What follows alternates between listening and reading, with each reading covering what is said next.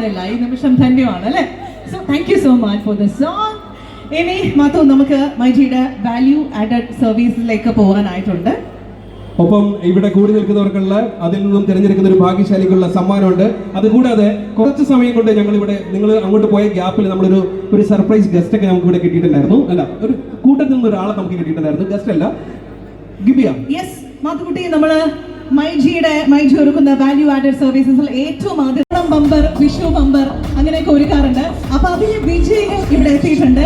അപ്പോ ഒന്നാം സമ്മാനം നേടിയിട്ടുള്ള ആ ഒരു ഭാഗ്യശാലിക്ക് 10 lakh rupees-ഉം രണ്ടാം സമ്മാനക്കാരന് 5 lakh rupees-ഉം അതുപോലെ 1 ലക്ഷം രൂപ വീതം 10 പേരുമാണ് വിൻ ചെയ്തിട്ടുള്ളത്.